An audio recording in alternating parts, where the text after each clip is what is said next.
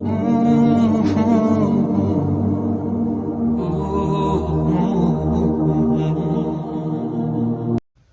تم محسوس کرنے لگو کہ آخری حد تک آزمائے جا رہے ہو تو سمجھ جاؤ کہ تمہارے معاملے کا فیصلہ اور اللہ کی جانب سے مدد کا وقت یقیناً بہت قریب آ رہا ہے۔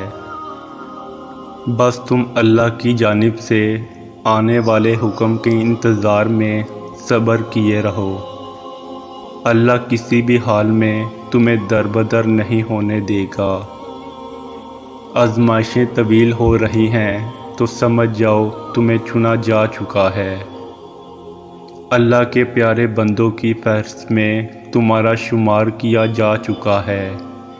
یہ آزمائشیں اور تکلیفیں بے وجہ ہی مقدر کا حصہ نہیں ہیں۔ صبر کے کڑوے گھونٹ کے بدلے تمہیں شکر کے سجدے تک لانے کا وعدہ ہے۔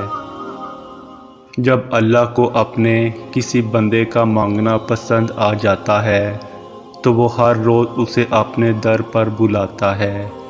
اس کا رونا سن کر بھی وہ مسکراتا ہے کیونکہ وہ جانتا ہے کہ تم اس پر یقین رکھتے ہو۔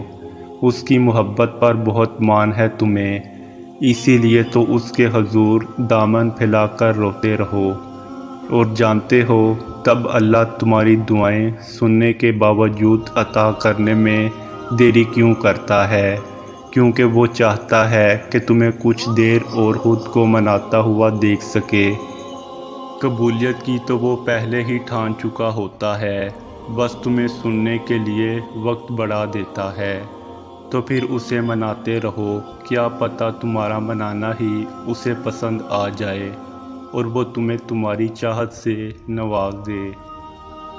وہ تمہیں آزما رہا ہے ان سب کے ذریعے جو تمہارے دل کا سکون بن چکی ہیں۔